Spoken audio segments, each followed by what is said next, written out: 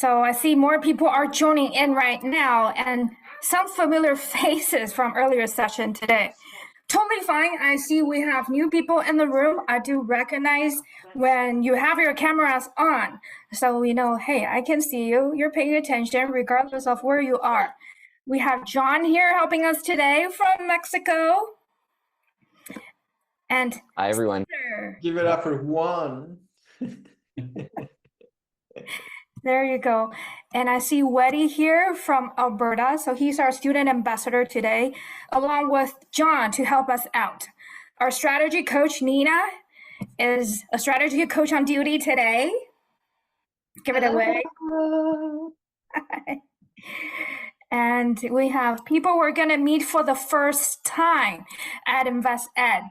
So Jordan, we met earlier today, and we will see you again in 9 days, by the way. We're counting down to Invest Ed. What's up? Woohoo, there you go. And I see more people are coming in too. And Kevin, Sam, and Allison, I saw you guys earlier today too. Do you want to recognize that you have your cameras on again today? So some people are from the West Coast, or if you're in the East like myself, you might be having dinner. As long as it's safe, I do encourage you to have the camera on. So even if you're eating and you're doing something else on the side, totally okay. I get that. Sometimes you have to do what you have to do to be here with us today.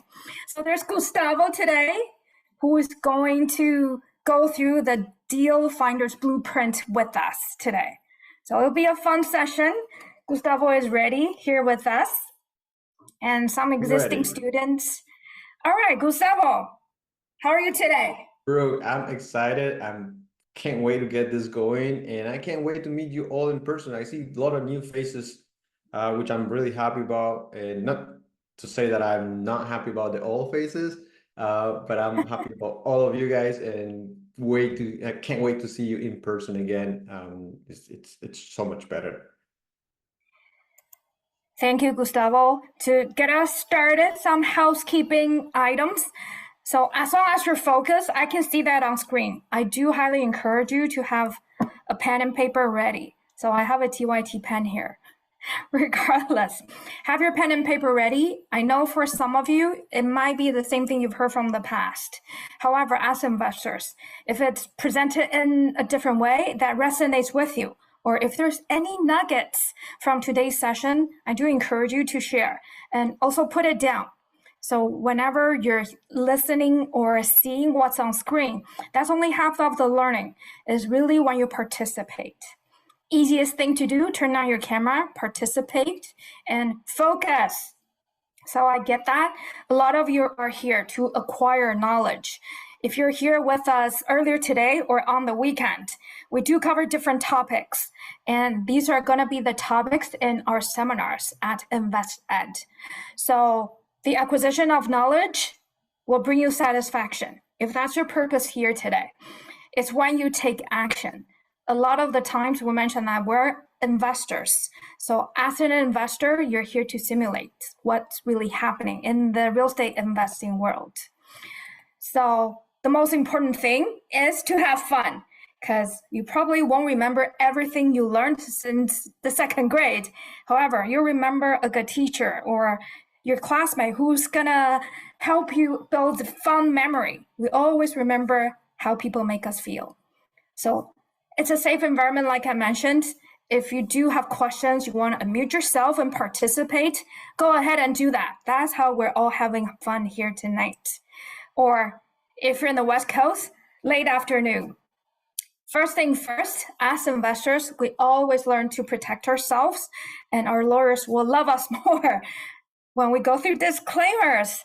As much as I want to be everything for you, I want to be your mortgage broker, accountant, etc., etc. However, you're here to leverage our time, our knowledge. Of course, a lot of it is about leveraging other people's money, OPM, and also leverage Gustavo and myself, leverage our experiences. So that's why you're here today. I put a little reminder here, the little kid putting investor's hat on. So today, Gustavo and myself, we're going to put our mentor's hat on. And also Nina will put her strategy coach hat on. And Weddy, again, John are also here to support. So I do want to point that out. You're in the most powerful position because really you're here to leverage. So a lot of it about investing is about how to leverage other people's K knowledge, T time, E experience, and M OPM. That's probably what you hear about the most. And today's agenda is pretty exciting. We're gonna get into Gustavo's topic, cash returns and what offers you're gonna put in. When we mention, say for example, money in the buy and how to put in a great offer or structure a great deal. A lot of it is really in the terms. And that's why I love the topic today. What is the blueprint? How Gustavo asks an investor put together a deal. Gustavo, sorry, I'm gonna steal your quote. If you don't put in an offer, the answer is always no. So he always asks students and asks investors, hey, put in the offer. If you don't put in an offer, there's no opportunity to make money. So that's why we're here today, to go through it with you. And at this point, you might be wondering why you're investing here. We often say, hey, you must map out your destination in order to hit the target. Why don't people get what they want like in life?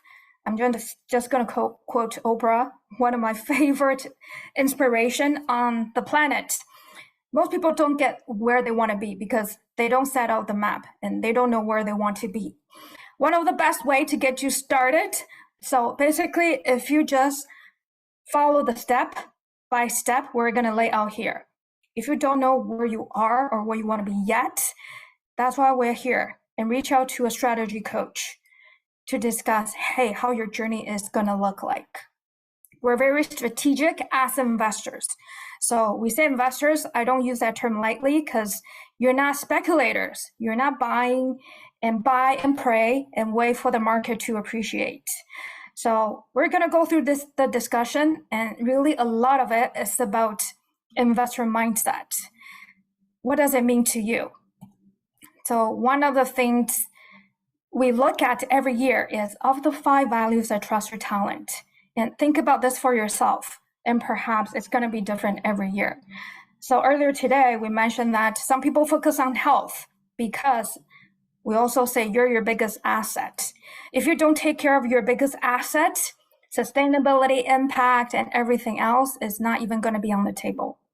So it depends on where you are today. For me, I focus on joy and fulfillment. At first, I focus on impact. And I realized, like I said earlier, if you're not having fun, if you're not having joy, you're not going to make an impact. So take care of yourself first. Take care of your financial future first. And I get that's why you're here.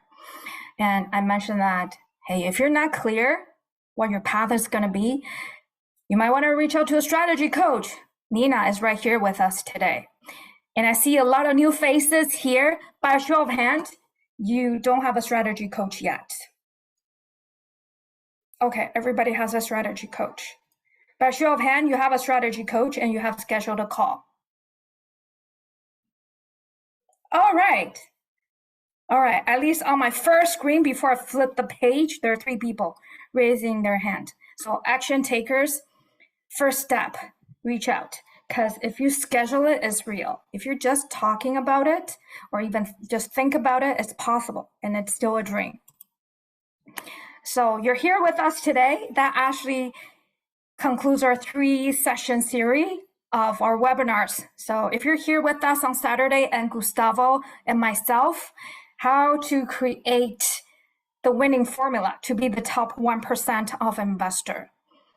And if you're here earlier this morning, it really all worked together. So if you want to be the top 1%, how you're going to leverage different strategies. If being the top 1% means $50,000 per year, and you can also aim bigger, it's really up to you. If you want to reach that goal, everything works together as an investor. So the more you learn, the more tools you have on your tool belt. And we have 2 barcodes right here. Take a picture if you haven't looked through our page and learn more about InvestEd. So I see people start to type. Also, Weddy is here to help us today. And also, Weddy, can you put in the link of the QR code right here? So that will take you to the Invest Ed page. Okay. So just to give you an idea of what we're offering today, for people who are coming to Gustavo, myself, and Ryan's session at InvestEd, these seminars are designed for people who have 3 or more properties. Perhaps you're still thinking you want to scale. Perhaps you accumulate 3 or more properties over, say, 20 years.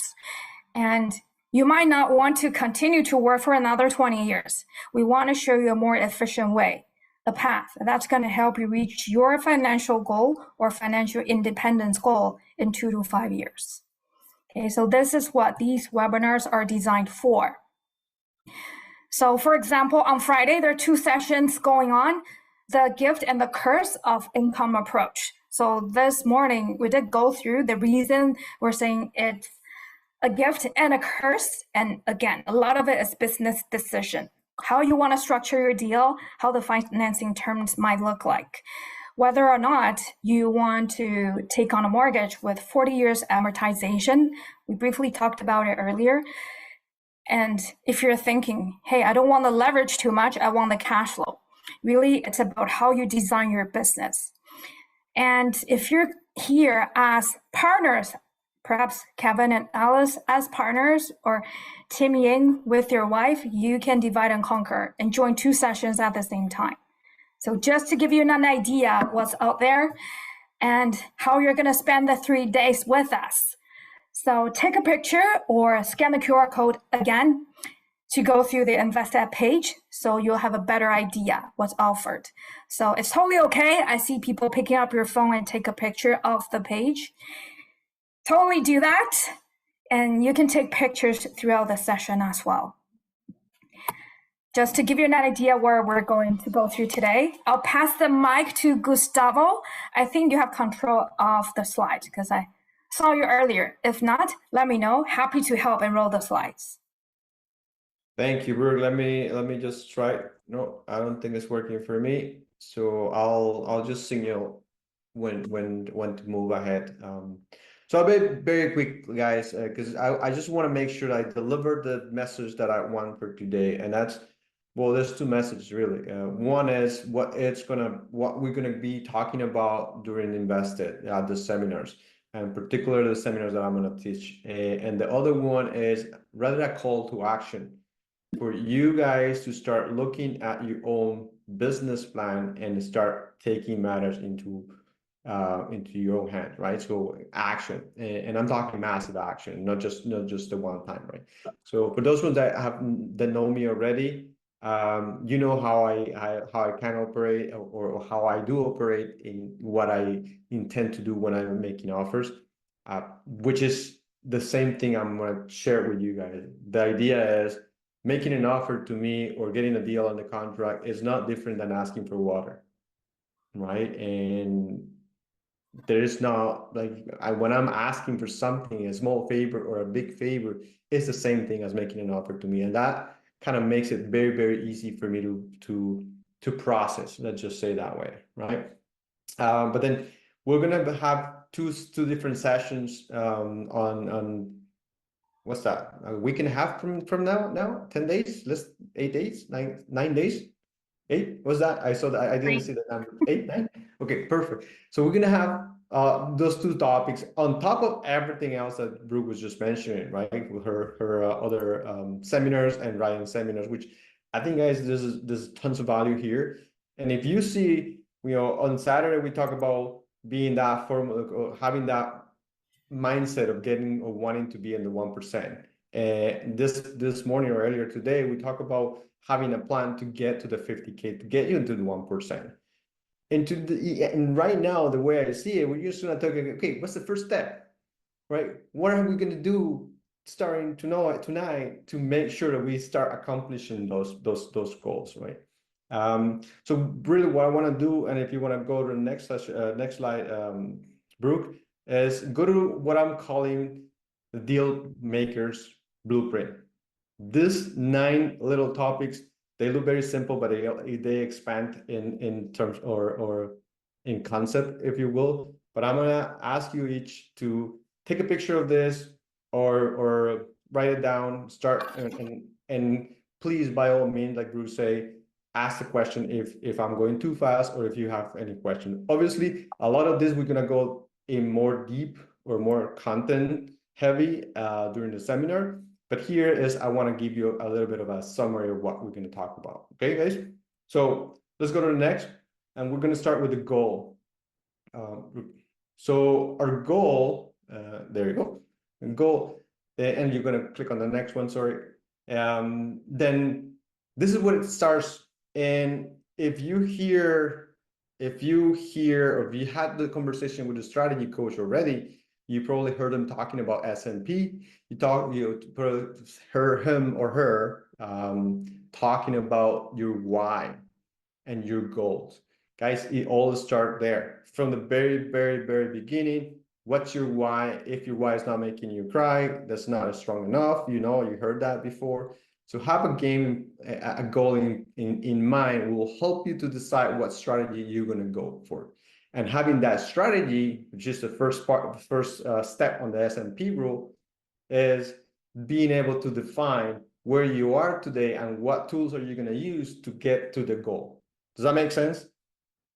So if you are actually starting to focus and you want to make deals happen, you got to start by affirming to yourself what is it that you want to do. Once that's sinking in you, then it's a matter of next step, which is going to go into getting the knowledge and the expertise and the action taking. Okay, so the first thing, as I say, define your why, have a goal, define that goal, and see where you are. Use your strategy to boost you in that direction. Go next, Brooke. So then after that, it comes to an S&P as well, the market, right? And when I'm talking about market is about that research and that understanding of the market itself. What opportunities this market is bringing you, or what challenge might actually represent to you. How do you, we don't have a crystal ball, right? We all agree, right? So unless some of you or one of you want to call the black ball or the dark ball to anticipate future, we can forecast as best as we can. And that's what we use to start planning ahead. And that's what it is, right? Forecast is planning ahead. And that's what I want you to focus on. Plan ahead.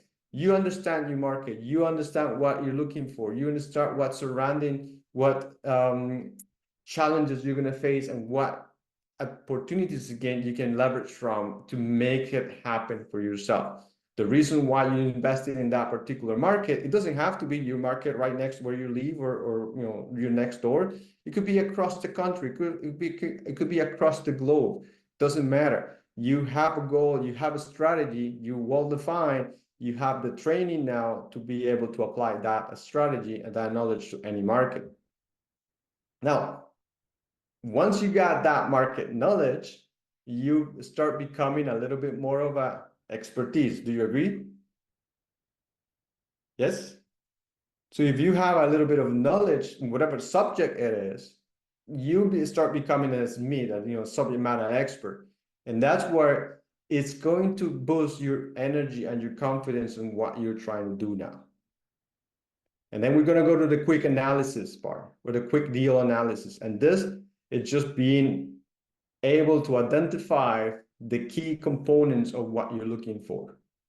Quick and easy. KPIs, zero analysis paralysis. Guys, who here, by show of hands, is personally impacted by analysis paralysis? Weddy, Suzanne, when can you? Maybe Suzanne, can you just throw me an idea or sample where you felt analysis paralysis didn't let you go? Looking at a single family home that can be turned into a triplex. And there's so many variables when you're working through your spreadsheet, your pro forma, and I find I'm asking myself, what if, and Okay, so you don't think you have a good structure of what your program is or what your goal is going to be. I'm kind of understanding from that. Is that right? You don't know the strategy well enough, so you don't know what the next step is. You hesitant to maybe have or make a mistake as you go along, yeah, I think so. right? So and this is normal, and I'm not putting here making offers too explicit, because if you think about this, guy, this would apply to anything in your life, right? In the sense of any way that you want to accomplish, you want to have an agreement with somebody, you're going to have to use some of these tools. And understanding what you want and where is it that you want to go to is going to give you that confidence.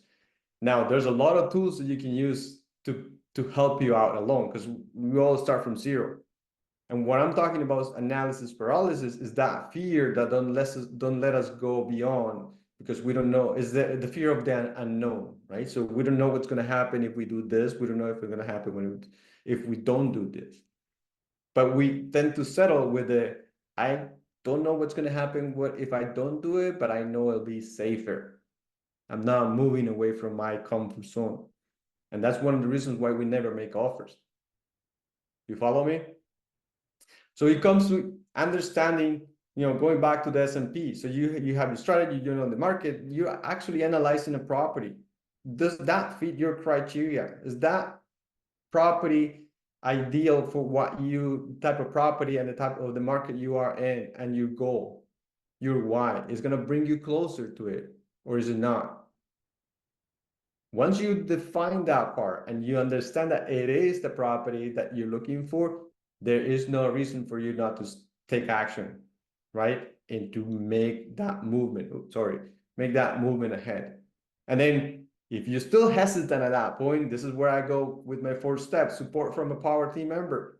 You need to rely on your power team members. If you want to do it alone, it's going to be a lot harder. The moment you understand that you can build a team of trusted individuals that can help you move forward to the next step, whether that's an accountant, whether that's a realtor, a mortgage broker, a lawyer, a bookkeeper, a property manager, the guy that does my loan is my power team member. How so? Because whenever I tell them go do the loan, that free up my time so I can do something else. And on top of that, he's doing loans across the street, across the city, and he's bringing me from time to time a little hint or a lead on a property that could be up for sale. This is part of my power team member. So I treat him well, and I give him my 5 cents, and he gives it back to me. Right? This is where also come as your mentors, your strategy coaches. Look for that guidance, for that knowledge. Brooke was saying that we're here to share our expertise and our knowledge. So this is the time for you to start asking questions, or taking notes and making suggestions. By no means your mentor or myself. I don't have all the answers yet. I don't have all the answers, but I'll try to give you the most accurate that I can give you. And I'm going to use most of the time, I'm going to rely as well on my power team members and the people that I've been surrounded with to answer questions, to be able to guide you in the right direction. Does that make sense? All right. So yeah, go to the next one, Brooke, and then this is where you got to start moving. Now you got your power team member, you have your S&P all set up, you got your goals, your why. You got to start moving. You got to take massive action. You got to define your standards. Again, if you're looking for flips, who's looking for distressed properties here? Distressed property. Is that your main strategy? Yes. No. Okay, so you're not looking for distressed properties then. If you're not focusing, guys, if you're not focusing on what you're looking for, you say you want to do a distressed property, but you start looking at lease option, you're not focusing. And you're not going to go in any direction. And a lot of us love to multitask. But if if you are building your property, let me ask this question. Who's here has a portfolio of real estate investing already? By show of hands. I know John, Nina was there, Alice. Who is new or newish, I was gonna say, to real estate? Is any of you, or Jordan, I don't know, Jordan, your experience with real estate investing, have you invested already? I bought, hold, and pray before. I just did a rehab of my portfolio. Okay, I love that you recognize that right away, because it's a great step to understanding that there was something missing and now you're correcting it. So I love that part. So team, what about you? So for me, I just own my own primary residence and I don't have any other rental property in my portfolio. Okay, perfect. So you're starting your journey in real estate investing. Have you ever made, well, I guess yes, you made an offer for your property, right? Yeah. Was that a difficult, tough moment to buy a No, property? I think I'm very familiar with the process because I work as a mortgage agent for Scotiabank. So I help client buy properties, right? So, but All just right. yeah. All right, look at that, guys. All I'm hearing is a mortgage broker in the house. I can, I would love to pull your brain, get some ideas and stuff like that, right? And make you part of my power team member, start networking, which is at the end of our list here. But that's the thing is we got to start looking for action, right? You got to define that standard and start looking for the next property you're looking for. And team, if you know, well, you got your primary, you're looking for your next one. So you got to define what your strategy is. Multifamily, great, let's go for it. Let's start making offers on multifamilies. And once you have that multifamily, how much per door are you looking for? What type of multifamily you want? Is it a large unit? Is it a triplex? It's a 20, 50 unit building. You just got to start identifying and call your standards out so you stop wasting time around. Have those systems and processes in place so you can move forward faster. The more you move, the quicker you move, the more you can accomplish, right? Schedule A, do we know what the Schedule A is? I'm pretty sure we all know that, right? If you don't have your Schedule A ready, you're gonna waste a bunch of time. When I talk to my realtors, I only have to give them a price. They have my Schedule A. If I'm adding or removing something for that particular property, I give them that part. But other than that, it's a simple number and go. And I want to get the property under contract ASAP, right? And now I also have myself. I need to, I'm buying. I'm in the market to invest, so I need to have access to cash. Whether that's my cash or like Brooks was calling it out, OPM, other people's money. How am I going to access that? What sort of credit do I have access to? How much cash can I pull together? How fast can I get that done? Because that's going to give me an ability to actually negotiate as we go into the next run, right? So having that handy and understanding what our capabilities is right in the get-go is going to give us an advantage. If we don't have it, doesn't mean that we can't move forward. It just means we now have another hurdle to figure out quite quickly. Right? And then we go to the next one, which is don't be emotional about it. We're investing. What are we looking when we're looking for investments? Something called ROI, return on investment, profits. Right? So a lot of us are looking at buildings and start wondering, oh, look at this walls, oh, look at the quality of this floor, oh, look at this, this tree here in the middle of the backyard. Why? You got to start looking at the numbers and start looking at what the investment is actually going to give you. You're not going to live in that property unless you look, like Tim saying, when you bought your primary home, your mindset was different than when you're investing. You agree, right? You're not going to look for something that you're not moving into a place where you want to call home. You want to have an investment, an asset And it doesn't matter what the asset looks like as long as it's performing. Now, going back to everything else, I want to make sure we're not forgetting, it's got to be part of our intention and our criteria. Is meeting that criteria, then we're in good steps, right? But don't let the emotion stop you, or the fear from making an offer, or from getting that property under contract, or not having enough money for the deposit, even, or for even the down payment, scare you well. So don't let the emotions kick in, right? See an investment right away and decide to take action. One thing, always trust your instinct. If you don't feel, if something looks funky enough and you're not too comfortable, maybe listen to that. Maybe listen to that. That's something that your books are not gonna, or your mentors, or anybody else is gonna give you a peace of mind on. This is your own, right? And that's why our business, our individual businesses, it's our own.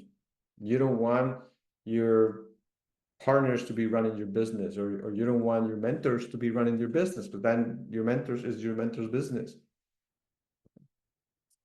And we go to the next one, which is creative enough. And this is where all the negotiation skills come into practice. This is what a little bit of that knowledge from your power teams, that leverage is going to pay off, because you're going to start using strategies and ideas and being creative.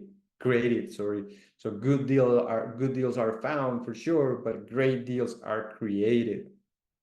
Putting things and being able to identify quickly enough, it's how well trained you feel, or you feel you are, or you become, right? If you understand what you're doing, again, you got your whys, you got all that. So you go back with the list, you come forward and you say, now I'm ready to make an offer. Now I'm ready to negotiate. I'm going to ask for the world, and we'll see what I get. And ask for it. If you don't ask, you don't get. If you don't make an offer, how do you expect to grow your business? If you're not making any offers and you're complaining that you can't find anything good, but you're not making an offer. Oh, the market is too cruel. The market is too expensive. When was the last time you made an offer? It was too expensive for whom? Right? So I want to make sure I'm encouraging you enough to do this, guys. Is just make offers. The price is not the listed price. And I was talking to you, John, I think about this, right? So it's not the listed price. That's not the price. The price is what you decide you're going to pay for. So make your own price and then start going from there, right? And okay, so quickly going to the next one, networking. Your network is your net worth. That's an old saying. And a silent investor is a broke investor. If you don't talk to no one and no one knows what you're up to, there is going to be a little bit of a challenge for you to actually attract OPM, other people's money, because people are not going to know whether you're an expert, you know what you're talking about, you have, do you even have support, or a plan in place even, right? Anyone that does not know what a buyer list is? I talk a lot about a buyer list when I'm teaching wholesale. Jordan, you don't know what it is, or you do? I actually don't know what it is. You know? I don't know. Don't know. All right. So who wants to help me out here? Tim, you know what it is? Or Kevin? It's probably a list of potential buyers who you think would have the net worth to be a co-investor. Bingo.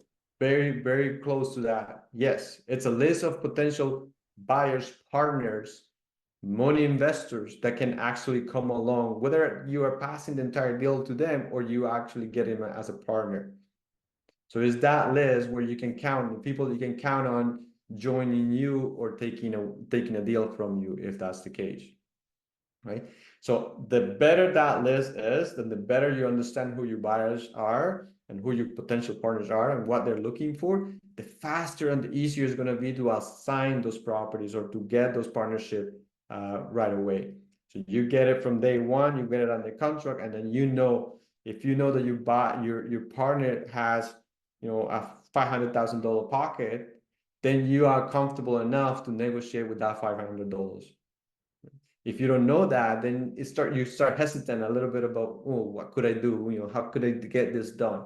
So the more of homework you do ahead of time, and the more you prepare, you be able to move faster. And if you know your partner is along with you looking for a lease option opportunity, not for a distressed property, because maybe that partner doesn't feel comfortable enough to go through the rental process, then you don't bring him a rental project. You bring him a lease option. So it's a lot faster, cleaner, right? And again, you got to be yourself. There's no need to fake it. For those that have a large portfolio, you can, tell the world that you have a large portfolio and show the world that you actually have it in how you've done. And you tell your buyers as well, or your partners, your potential partners, you tell them how well you've done on X or Y. You can tell the whole story right there. If you're brand new, doesn't matter. We all started from one point. Now you can leverage from everybody else's experience, from the mentors, from your power team members, and from you hard work, everything that you've done up to that point. Does that make sense? So you don't have to fake it here, and because you're gonna be caught in. If you'll see, if you've been in real estate for a little bit, you understand that it's not a huge world, and you tend to know everybody, and there is a say as well, and like, sometimes I get challenged with it myself, but it says something about you're as good as your last deal, and it's, I would say, 98% true. But there's always a chance that you can correct whatever mistake you've done in the past. You just got to be aware of that, right? And then the last one is, well, you got, you make your offers, you negotiated, your whole thing is all set. Let the numbers talk. If the good deal is good, the money will come. If you are telling your story, if you are showing up as an expert, as someone that you understand and knows the process, then people are going to trust you. Remember, people are not going to do business with you if they don't like you, trust you, or like, trust, and know you. Sorry, right? So if they don't, those three things, like, trust, and know, or know, like, and trust, I should say backwards. So if those three are not there, you might going to have a hard time finding a partner. But if you have that and you have a good potential deal, it's a lot easier. Now, one of the things, and I give you this one, I always do when I'm looking for partners, I never ask for money. Let me just say that when I'm looking for partners, I'm not asking for money. I'm offering an opportunity to invest. So I don't become a seller. I become a partner, right? So, okay, so I just gave you a quick rundown of what we're gonna kind of cover during Invested, and let me just ask any questions so far. Gustavo, I hope I didn't talk too fast or got everybody confused. Gustavo, I'm wondering if you can share a story when you put it in an offer and put together a deal, following those steps you just went through with everybody. Even the pink house we talked about not too long ago, or other examples you may have. Yeah, well, you bring the pink house along, and I'm actually going to present that on our next mastermind as a case analysis, a case study. So you guys welcome to join us as well on Thursday, two days from now. 2 days from now, we're going to talk about that specific deal as well. But it is. Let me walk you through. So here's my. I'm looking for a property that is going to give me some cash to take my wife to Europe as she wants. So we decided it's going to be a flip. And the opportunity came up. We made an offer. We negotiated back and forward. It wasn't easy at the beginning. The seller was a little bit resistant to his price. Obviously, his price was not working for the numbers, and I had to come up with a better strategy to do that. And my strategy there was simply get to know the seller and understand his pain. Why was he selling? His motivation. I was able to then I understand that he actually fell off a tree and paralyzed from paralyzed from his waist down, and he was planning on doing the reno himself. So with that, I went in and said, listen, you don't have the opportunity. I'm happy to bring you even photos of what I'm doing. I want to chat with you what your plans were, and then let me see if I can make those, the houses you were thinking of reality. I'll work with you in some way. And I got along with him, and he agreed with an offer that I thought, or I know it was worse than two other offers he had on the table. But he came with my offer. And my offer even involved a 0% 6 month VTV, 95% loan to value. How did I get it? I just asked for it. Sorry, Brooke, you're saying something? Yeah, just in case newbies don't know what VTB means, vendor take back, I'll put that in the chat. Yes, good call, Brooke. Yeah, VTV. So vendor take back. That means my seller is now helping me or financing the project for me. I don't need to go to the bank no more. Thank you for sharing. I just want to go back to the slide and point out that, Gustavo, you're following those steps you just mentioned. Your goal, bring your wife to Europe for a trip. So the market that the flip is going to work, and you go through the steps of negotiating and be creative, because you came up with high loan to value and also vendor take back. Exactly. I'm sure the number works. Yeah, and just to add to that, like, leverage my power team member. The lead came from my realtor. It's still an off-market deal, but the lead came from my realtor. I'm using my contractor to help me, work with the entire project. I'm also looking for my realtor again once it's done and we're able to sell it, right? So I got a power team behind me. It's not emotional. The house is ugly. You see, the house is ugly and it's pink. That's why we call it the pink house. So imagine a huge brick color pink.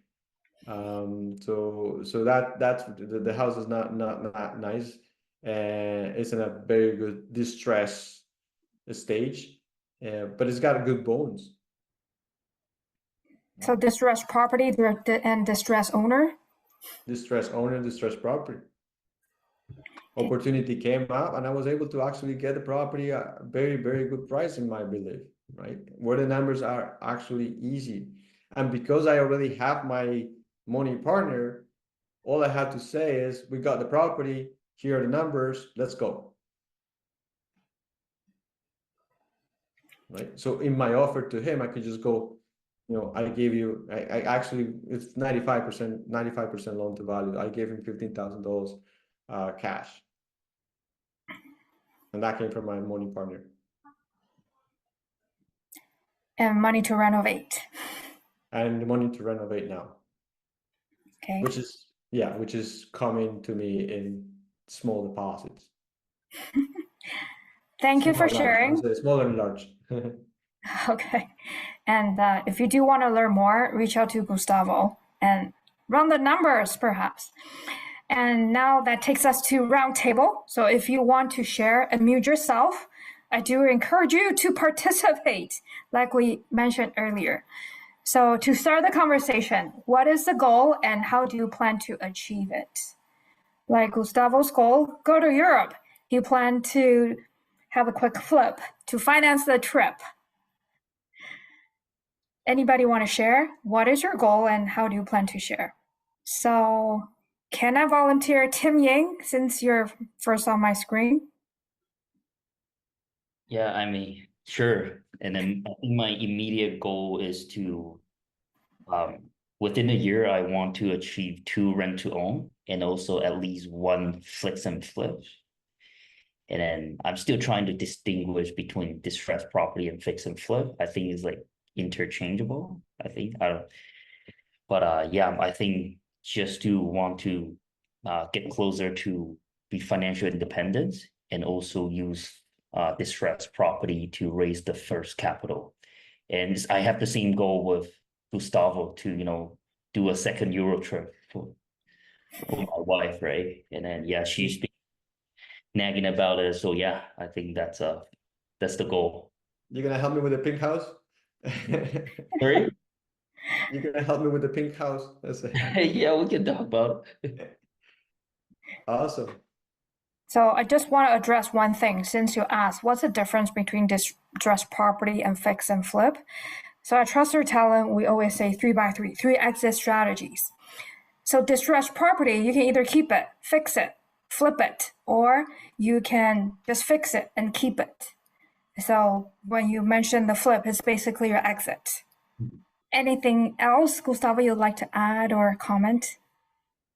No, I was just saying that I like what Tim said just there, right? Because once you have that reason why you're doing it, it's gonna give you enough motivation to start acting. And again, you have it seems like you have a clear path of what you want to do. Now it's taking the next step. And my question to Tim will be, Tim, what's stopping you from making offers right now?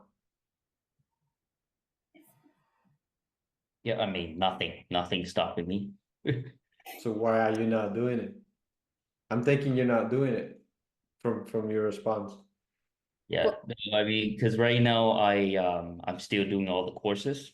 I started that in August, so I have a bunch of core courses I have to go through, and then, but if I can, I will start it making offer. All right, all right. Have you talked to your strategy coach yet? And have you picked a mentor yet? No. Not mentor yet. I think I have to finish all the core courses before I'm able to enroll into the mentor. Okay. Gustavo, Tim is one of our newest advanced students after workshop back in August. Is it no, not August. Yeah, August. End of July. And then End of July. And so he's, we always say, yes, we want to make offers, but we want to make offers once we have a solid foundation and we know how to put together a good offer as well. And the numbers work and the market supports the strategy. And so Tim is hitting the ground running for sure and showing up for himself and investing the time. And I know his big why, which I'm glad he shared it, was to be able to be around the world growing his business. And so it sounds like you both will be booking a Europe trip together possibly. So I love that idea too. But that's great then, man, because it's what it takes, right? Going back to the step, right? So become an investor, right? Or start where you go, define your purpose and your strategy, and that's what you're doing right now. Once you become that subject matter expert, and by all means, guys, it doesn't mean that you have to know it all. But I'm talking about subject matter experts and someone that understands what you're doing. So understand what you're doing and start taking action. Thank you, Tim, for sharing and also came up volunteering. Well, voluntold. Alice, do you mind unmute yourself and share? Alice, I was gonna volunteer you anyways to be the next. Hi, everybody. Kevin and I are glad to be here. And currently we live in the Edmonton. And we have a residential, the property in Vancouver and Victoria. And it came to a point that we have a hard time to get a the mortgage. So last year we decided to make a turn, which is turn to multifamily. So this year we struck 2 deals under contract for the Aplex, 1 corner lot turning into 8 units using the MOI Select. So they are breaking the ground right now. They expect to finish those 2 buildings next spring. So that's our journey. Yeah. So what is your goal, Alice? What are you gonna do with your money? Our goal is long-term buy and hold. Because currently both of us still have our job, but that's fine. We enjoy our jobs. So, but we just kind of doing the investment, along the way. So we do the buy and hold, and which is it's very fundamental and long term. Then Yeah, and it's stable too. Yeah. Okay. So from what I hear, your goal to scale and achieve your goal of buy and hold is to learn more about it, even though your mortgage ability is capped. Yeah, but we want to diversify our portfolio because I do see value add and other strategies good too. So we just have been doing the long-term buy and hold, and so far we haven't sold any property. But it come to a point that we would like to learn other strategy to scale up. Okay. Thank you, Alice, for sharing and volunteering as well. Anybody want to add? If not, I'll move to the next topic. So if you do want to share, by the way, we'll stay till the end in case you still have questions. And the next question, when making an offer, what terms are not negotiable to you? So Gustavo, you can add to that. For those of you who plan to make an offer, once you're educated and you learned your terms and focus on what strategies you're going to be implementing. So when making an offer, what terms are non-negotiable to you? And I'm going to volunteer somebody. Those of you who look like you might be making an offer. What about Kevin? Since you guys put in offer for aplexes, what are some of the non-negotiable terms in your offer you think that are really important to you? This is something I would have to think about a bit more. But the numbers would have to work. That's a non-negotiable. If you know, if a builder or seller is asking for too much and the rents do not cover all the expenses, I that's just asking for trouble. So I cannot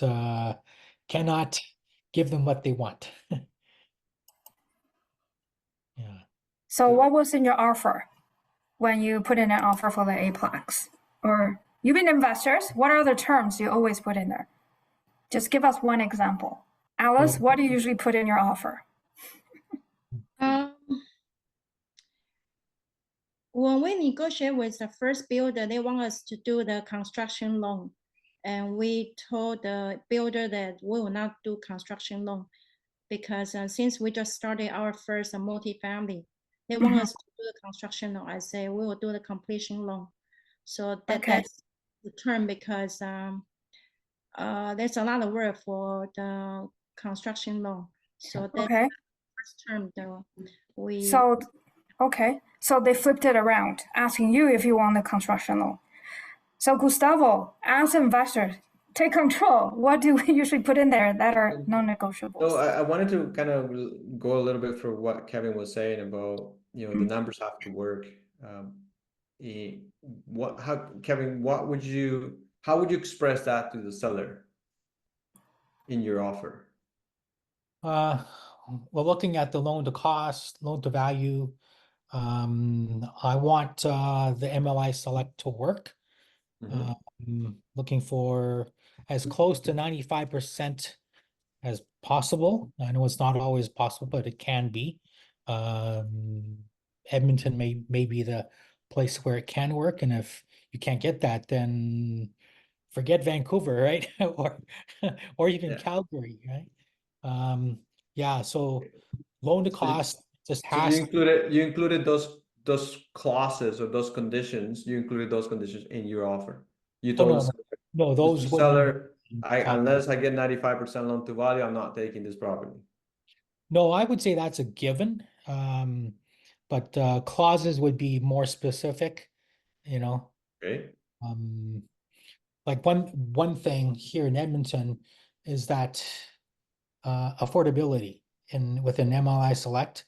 So I asked for affordability and perhaps even efficiency, you know. And the first builder said, okay, we can give you efficiency. We can put that in, have a energy efficient what do you call it? An analyst come in, and yeah, they can do that. So they agreed to it, to have was it 50% efficiency? But right now, I don't think we're gonna even use it. We're just probably gonna go with affordability. So you have it under contract right now? Is this Yeah. yeah, so it's under contract. It's under contract. Okay, so then in your in your offer, when you have, you're looking for the numbers and you're looking for financing. That's what I'm hearing just now, right? So it's financing to you. That's what's gonna make your deal go or not go. From what am I hearing it correctly? Yeah, the financing. Sure. Yeah, Your clause is actually, your condition is subject to financing. That's on your deal. So was this a non-negotiable in your perspective? Actually, it's not sub to financing because the building time is a long time, and then the builder want to just give you probably a month, but within a month you can do diligence to get a lot of things done. And basically here we know that it will work. And then because of commercial financing, they look at your net worth. So we have Greenberg as the commercial mortgage broker, help us to go through the process, make sure everything's good. So they give us a green light, go ahead and remove the subject. So I think it depends because it's not like a residential, you have like 2 weeks and then it's a little bit easier. But commercial, sometimes they will not wait for you for 3 months, or even with this new build, it might be, we signed a contract at the beginning of this year. So they are not going to wait 6 months or a year. And at that time, market was really hot. We were lucky to strike 2 deals in the beginning of the year. Right now, the price has gone up about 20%. Okay, and I think that's what I wanted to get here, Alice, because in my mind, like just by hearing both of you, right? Your condition was to actually get proper financing, and now I'm understanding that was not even in the offer itself, so there was no conditional financing in your offer. But the reason for that is because you already did your due diligence. You know now what you need to have, and your seller was not probably agreeing to a 3 months period while you do the due diligence for financing. Is that what? Yeah, I think the key point is talk to a commercial mortgage broker, and then they have a lot of experience that they will guide you through, and then check everything, and then the net worth, and then your experience, a lot of things. And then when they said, because they deal with more than 200 MOI select, so they are pro. So that's how we feel comfortable. And then correct. So you remove the financing condition, from the offer. By show of hands, guys, who would be willing to remove financing condition in your offers? Just like Kevin and Alice did. Is it a scary? Right? I think it depends, Gustavo, on the strategy you're using as well. 100%. It depends on what you're looking for, and it depends on how aggressive you want to be with your purchase, right, or your acquisition process, and how well prepared you are for it. It sounds like Kevin and Alice did their due diligence, and make sure that you have financing available to them, so they can remove and maybe lower the price. Did you lower the price because of that? On your the second builder, we reduced 100,000 because that time we said the number won't work. So, and then he is good. He is willing to work with us. So he lowered down 100,000. But another deal, actually, he sold more than 100,000. So I think a lot of times that have to talk to the builder and the trust, and then he was willing to work with us, and then give us a reduction about 100,000. So it was amazing. back. The key was I think this. Sorry, who's? Yeah, that was me. Yeah, our approach is commercial, through commercial lending. So they have a different process than the big 5 banks. With the big 5 or even you normally have to have financing have a pre-approved financing before you would even remove your conditions. But with commercial lending, that really doesn't exist. Correct. Okay. And I'm thinking you're building it. It's not a resale. Is it? Yeah, it's a brand new build. You're building, correct. So before we go on the tangent, I just bring the conversation back. Because like you talk about 95% loan to value. I just want to remind everybody when your debt servicing is high, your cash flow might be affected. So bring back to the basic, because I kept drilling. What is your goal? Are you looking for cash flow? If you're looking for cash flow, so yes, you can even remove financing, find other resources, and probably utilize something that's higher interest rate. However, what is your goal? So Alice and Kevin, from what I heard, you don't care about cash flow. You just want to buy and hold and perhaps accumulate some wealth. But what are you going to do with that wealth? Are you going to pass it down to your kids, or you want to create a legacy? Right? So yes, there's a lot of technical terms and things we can talk about. Again, everybody is different. So for me, I still like cash flow. So if 100% leverage or if the interest rate is high, we talked about this in financing, for example. So what's the trade-off? It's great. And you mentioned you went for the affordability route. That means your rent perhaps is slightly lower. Are you looking to eventually increase rent? However, are you restricted with limitation? So it's just pros and cons. I do want to bring that up. And Tim and Gustavo, anything you would like to add since you turned on your camera? Oh, good. Gustavo, I know this is your question, so I'll let you take away for discussion from this point.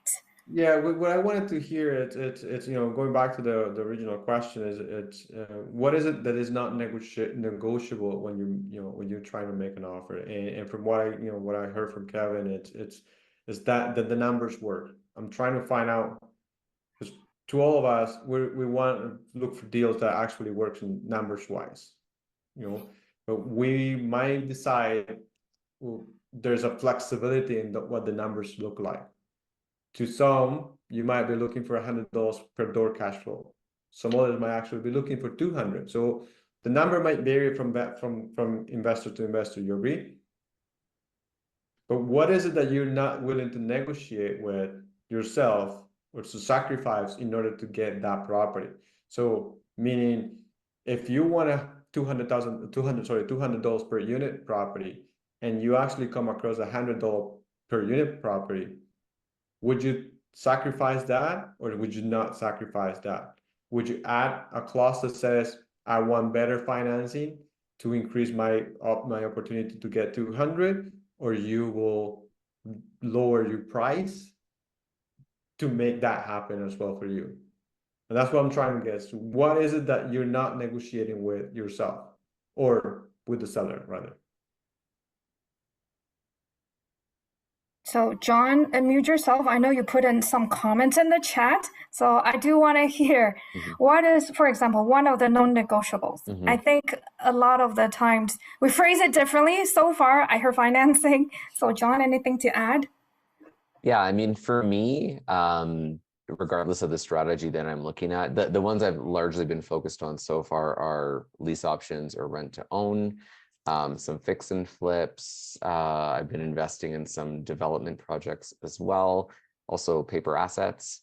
But primarily what I've been looking at in terms of the deals that I do is making sure that I'm not going to get in over my head more than I'm comfortable with. And that would go back to, I guess, Gustavo, what you're saying around trying to protect as much as possible my return on investment. And so one of my strong non-negotiables is not waiving my inspection clause.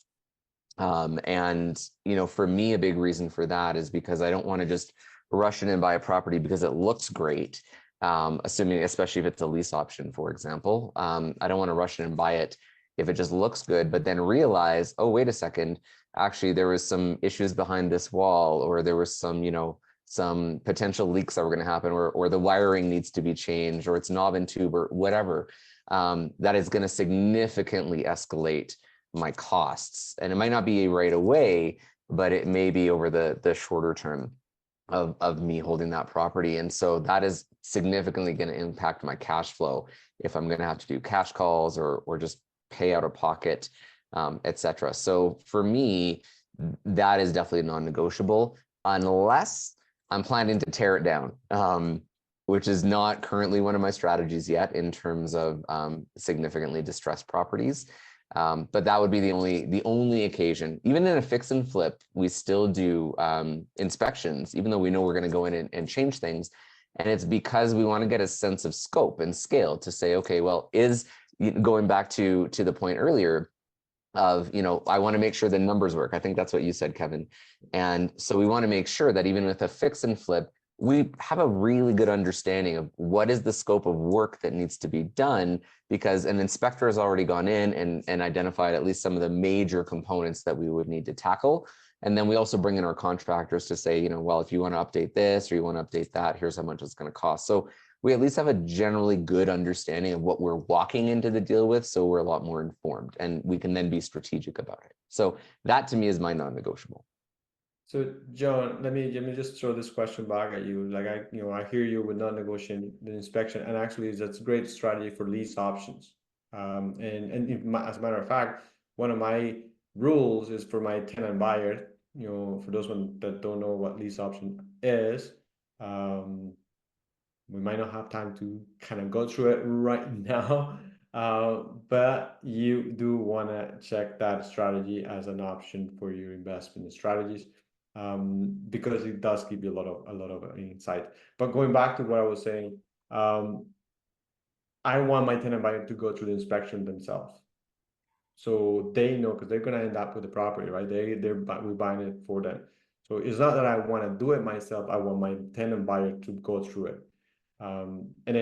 But going back to the non-negotiable, if the house, I'm just giving a scenario where, let's say it's a $500,000 house and you put an offer for $480,000 with inspection.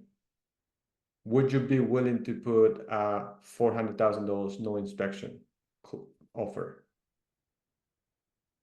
Good question. Again, I think it would come down to what I think what I would be comfortable in terms of my margin.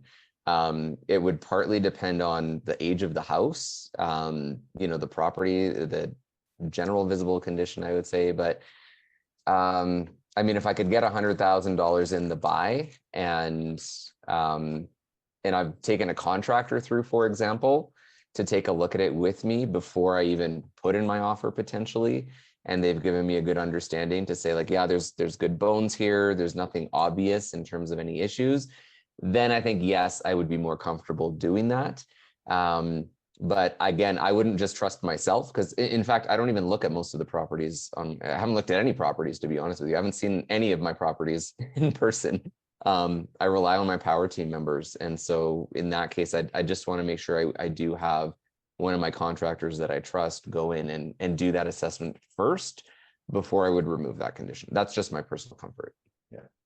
But it goes back to it depends. And what I want to make sure that we get out of this little question here is that those non-negotiables, we gotta think it through. There are opportunities, right? In as much as we want to be safe with the building itself, and if that is your concern, I'm not saying it's wrong or it's right.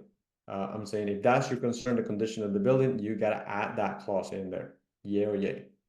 If you're willing to take a little bit more of a risk approach and perhaps pushing or using that as a strategy to leverage and bring the price down, you now can start lowballing, if you will. Okay. As a strategy, budgeting for what could happen. And like you said, maybe you don't want to do it with a property you had never seen before, or you didn't have a time to walk through. To give you an idea, not necessarily the inspection report from an inspector per se, but maybe at least your realtor goes through it and tells you, hey, yeah, this house looks good or bad, that kind of stuff. But it's not negotiable, or it is not negotiable. So Gustavo, I think we went through 2 terms already. So financing and inspection. Doing the invest ed, what can we expect when you talk about deal maker's blueprint? And by the way, I'm just going to put it out there. Gustavo is also the instructor for wholesale. So when it comes to wholesale as a strategy, I would think assignment clause, for example, is something you want to put in there. Yeah, I mean, for me, that's one of my non-negotiable, the assignment clause. In most markets is a given, but then I always add it regardless. You don't want to have issues with lawyers finicky or sellers being a little bit pushy. So that's one of my non-negotiable. Everything else, it depends, like Joan was saying, it depends on what I'm looking for. And one of the things that we're going to cover in there is what's the goal, what's the strategy here, right? So it goes back to you. Yeah, it goes back to understanding what is it that you want to do.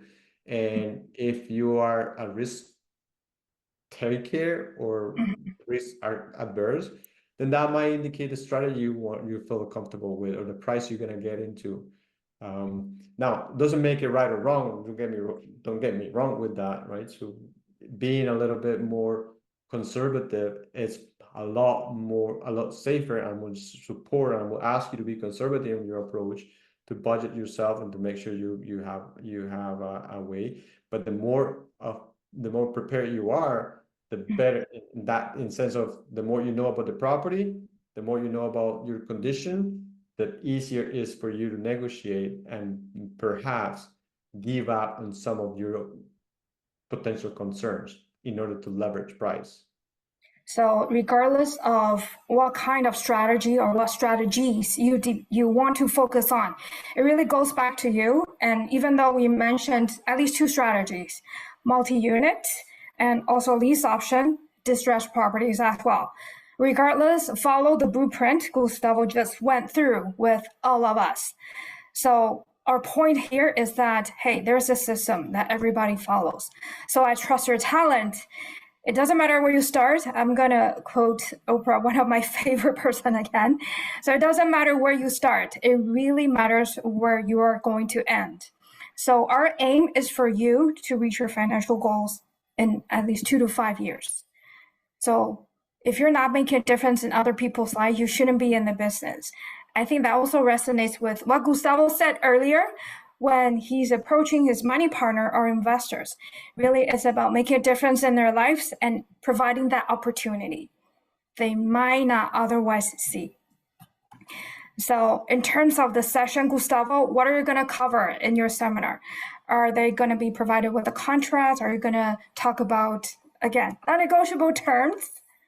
Well, yeah, one of the things we're going to focus a lot on it's the good and bad cop, right? So making a cash offer versus making a terms offer, as we just say, right? So why think about this, guys? Why, if you're making an offer, why not making 2 offers for the same property?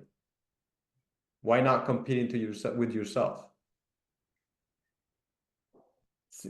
Give it a little like a 2-second start to that, right? So become a competitor to yourself, right? So I'm making an offer. I'm going back to the previous example. We're just walking through $480,000, 10 clauses here, or $400,000 cash offer, close ASAP. So right? I The think a message lot I'm of sending to the seller is you got to negotiate with me. Where do you want to go? So sometimes it could be overkill, having all the clauses there. I think that's why Gustavo mentioned, hey, what's your non-negotiables? Same thing as your investment journey. What are your priorities? What's important to you? So Totally. Right there, Brooke, is sometimes we add too many conditions in that. Yeah. That also limited us from actually securing the deal. Going back to what's non-negotiable, how much are you willing to give up in order to get a property? I'm not saying to go careless, but how much you want to give up, or are you willing to give up? So the point in the sessions next week is for you to have all the tools. We kept saying it depends. It's really your business decision. So for some people, certain terms are really important. If you are not ready or don't have the funds to do so, maybe you're looking for different financing terms, vendor take back, whatever you want to structure the deal, like Kevin mentioned earlier here. And Gustavo, thank you. You actually made it easy for me. You went through so many mindset, ROI, return on investment points when you go through your 9 steps. So I'm going to add to it, if you don't mind, what you already mentioned. Sure. And it's not about how much it costs you, it's about how much it's going to make you. And I think Gustavo emphasized on the last term as well. Money will chase good deals. So as long as you have good deals, you don't have to worry about money.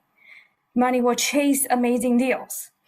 And he also mentioned good deals are found and great deals are created, whether it's in the financing terms or in the blueprint, in your clauses, in your terms and conditions. And I also want to emphasize that, hey, you're investing in yourself, investing your time here with us, and you are your biggest asset, even though we're utilizing real estate as an asset class here.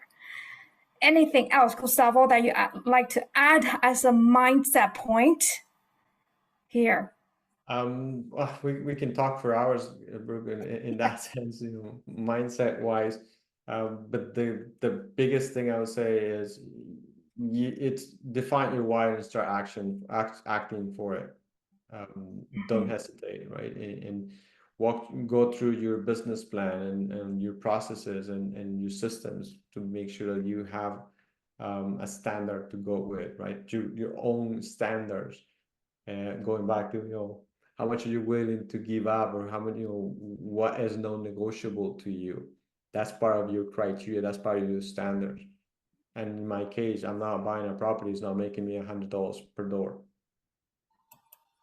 It doesn't work for me. Now, there are other investors out there that are happy with $50 per door. Mm-hmm. Those are my wholesaler buyers. So again, it goes back to you, right? Yeah. What are your terms? What you're looking for as well. So Nina, can you mute yourself and share as well? Yeah, I love it. And I think we always go back when we talk about finding performing assets. We can collect properties, we can build properties, we can buy lots of things. And we're not talking about buying properties. We're talking about investing in properties, and two very different things. And so when we talk about really aligning with the goal, really think about, like, what does it taste like? What does it feel like? What does it smell like? And then let's take that and put a number to it. So for example, I know our friend, our advanced student, John Grant, is sitting in Mexico right now. And I mean, that definitely sounds very warm compared to Edmonton this past weekend when we were there. And so for me, that's a priority, and I want to do whatever it takes and figure out what that number is to be in warm climate at least 6 to 7 months of the year, or every 6 weeks be on a plane somewhere, going somewhere new. And that requires a certain amount of money that my assets are going to provide for me. It's no longer about trading that time for money. And at TYT, we don't say you have to quit your job. You're going to transition or design a life on your own terms. And so what is that number, and how do we now find income producing assets through real estate investing, through other asset classes that can support that financial goal? So when we talk $100 per door, $300 per door, $500 per door, again, how do you live for today and enjoy the journey while you get there? And so that's something that I would really invite you guys all to consider, and always looking at multiple ways, creating multiple pathways to be able to get there. Because as educated investors, whether the market's going up, down, or sideways, we're making money. We're finding opportunities. We're not waiting for the interest rates to change. We're capitalizing on anything we can find that we can make perform. Thank you, Nina. And especially if you have joined us in the past sessions too, it always goes back to you. And we sound like broken record when we mention, hey, SMP, you don't have to invest in your backyard. And I don't know how many people already mentioned you do want to travel. So do follow the path and take that action. I love the slide because it reminds me that we're all action takers and we're all active investors. Be about it. If you just talk about it, you're not really doing it. I know sometimes there are some negative voices out there, and I get that. You hear that a lot, sometimes even from your closest family members or your friends. I think by being here or being an example, being an educated investor, do what you say you would do.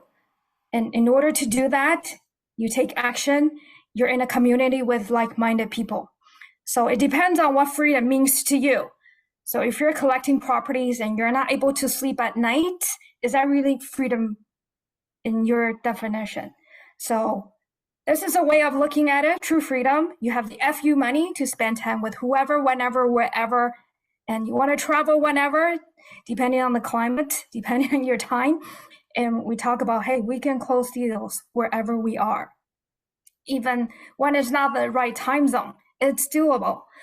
So John mentioned he never seen his properties because perhaps it doesn't work in his backyard when it comes to the strategy he's focusing on in order for him to reach his financial goals. So we do want to conclude with that. So keep that in mind. Why are you investing in real estate? I would like to remind you again, our strategy coaches, so Nina here, strategy coach in the call today, is here. If you have questions regarding what InvestEd is about, where you should start, whether you should start from a basic workshop if you're a newbie in investing, or perhaps, like some of you mentioned, you already have some properties. However, you're looking for the next level. How can you scale? How can you take your investment portfolio to the next level? And again, we're here. So thank you for joining the past 3 seminars with us. And if you want to take a picture here, Weddy also put in the link to join us InvestEd. It's only next weekend, not this weekend, the coming weekend. Wow, time goes really fast. So even though it says it's next month, it's only so many days away. 8 days away. So October 4th to the 6th. So start your October strong. This is a place where you can start. If this is your first time joining us, we do want to share this is how it looks like last year.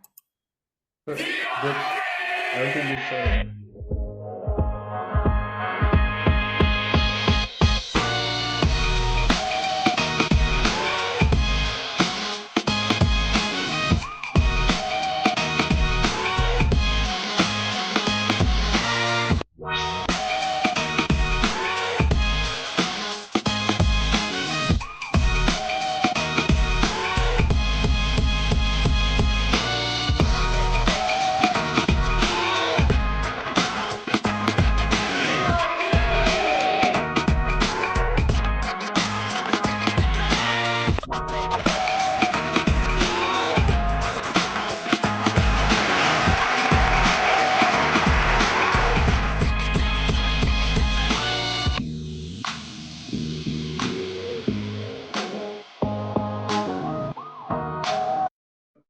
Thank you, everybody, again, to invest your time with us today.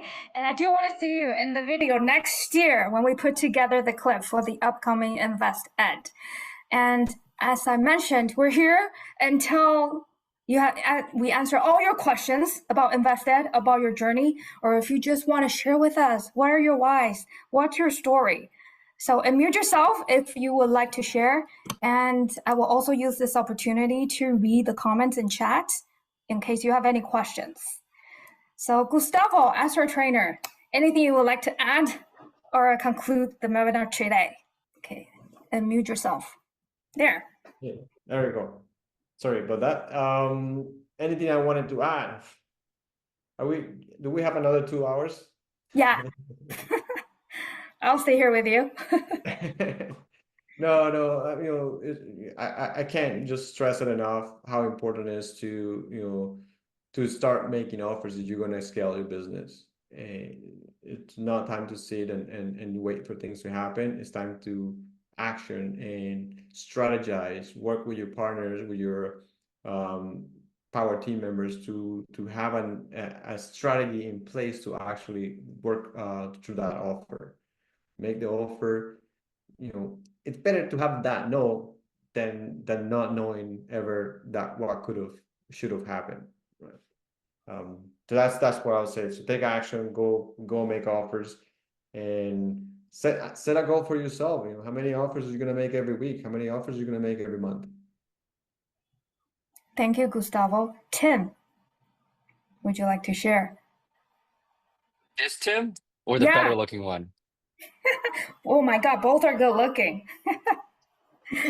There you go, Tim. No, I just wanted to share that I think it really comes down, we always talk about strategies, as you said, and it also really comes down to the property type because most single family homes, for example, when we are making offers, we will always say that we need a minimum of 3 walkthroughs. And so these 3 walkthroughs, basically, they could still happen, especially the last one could happen 24 hours before possession. Why? Because we've simply had the example of on possession day walking into a pile of mess. Because the day before something happened, or when we were doing the inspection report, it came back really messy, and obviously we went back to the seller, renegotiated, and we renegotiated. Initially, we allowed them to do the work themselves. And so there was one time in particular in our earlier career as investors. Basically, what happened was that the seller decided to DIY all the repairs that we requested, even though we did say that they had to hire somebody that's licensed and they're basically professionals. And they just didn't because they wanted to save some money for themselves. And we did not know, and we did not do a final walkthrough. So what happened was on possession day, we literally walked into a house with the second floor ceiling collapsing onto the kitchen on the main floor. And so it became a bit of an insurance mess. And so, you know, in theory, we always said that, yeah, in theory, everything makes sense. And you can decide if you want to do it. However, in practice, you know, this is where the mentors and trainers have always come in and say, you know what, this is our experience. You need to put these in. Yes, they don't have to accept every single clause we put in any contract. However, we're going to push for what we can. And, you know, those of you who are in the community already, you basically are learning from all of our collective mistakes so that you have maximum protection, because we love real estate. However, the thing about real estate is that when you make a mistake, sometimes it can be extremely costly. And so we just want to make sure that you don't make the same mistakes that we have. And obviously, you know, looking at Alice and Kevin, you know, you guys are obviously at a higher level at this point. So you're already developing multiplexes. And I'm pretty sure going through that entire experience, you also understand how to cascade your clauses properly as well. And maybe you did, maybe you didn't. I'm not quite sure yet. And Gustavo, you and I, we recently just did another multifamily deal together. And you can, you know, you can share about the negotiation process and also with the clauses that you put in there, just to make sure that at every step of the way, we are on top of the game so that we are not sacrificing the profitability and the performance as soon as we take over. Because the one thing that we definitely learned is sellers have to sell, buyers don't have to buy. And so sometimes I know as buyers, we at a certain point, we get emotionally involved in the process, even though in the beginning, Kevin, like you said, you know, to us, we always say, let the numbers do the talking. However, when you're two weeks, 2 months, 4 months into the process, there's always that element, and this is 15 years in of, you know, me investing, talking as well. There's always that element of, oh my goodness, I've already sunk in so much time. I'm pretty sure this is going to turn out just okay. And it's in those moments that we all meet somebody else, a bigger voice that pull us out of that, because that means feelings and emotions are getting involved. And very quickly, you can be just that single thought, you can be assuming problems that will cost you 4 digits, 5 digits, maybe even 6 digits to fix. Thank you, Tim, for sharing. So that's a very good point.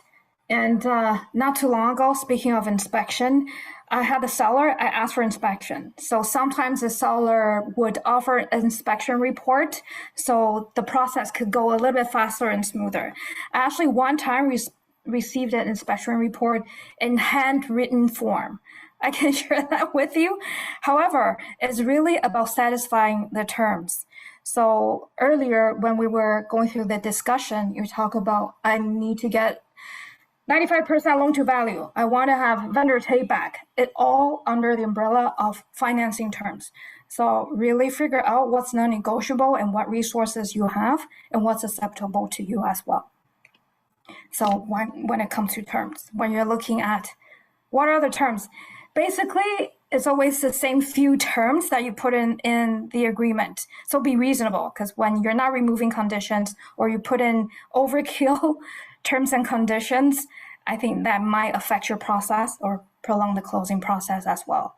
So just on the technical side and also sharing some of our experiences. Gustavo. No, it totally like I'm trying debating myself with what to share exactly in the process. But I want to say is in kind of tagging what Tim and Kevin were saying about financing. One of the things for me, the numbers obviously, as for many of us, the numbers need to talk, right? And the numbers need to make sense. And the last building we acquired with him as well, the numbers would not work unless we get CMHC, MLI Select mortgage. And I was very non-linear and non-negotiable terms with the seller saying I need 3, 4, or even 5 months period for me to get proper financing. Other than that, this building is not a go. I was not willing to go on regular financing or private lending, any of that would add to cost of the acquisition. I wanted the time, and that was my non-negotiable.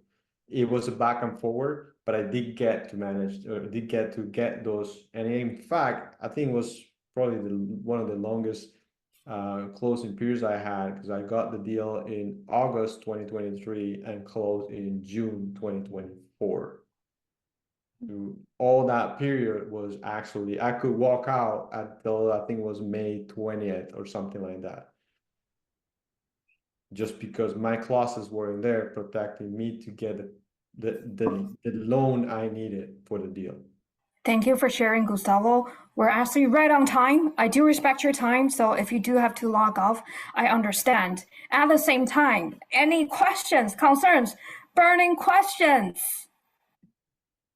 If not, thank you again for spending your evening with us, regardless of where you are today. So I do want to see you in InvestEd. We'll all see you there. So you'll meet the whole team at InvestEd next weekend. See you all.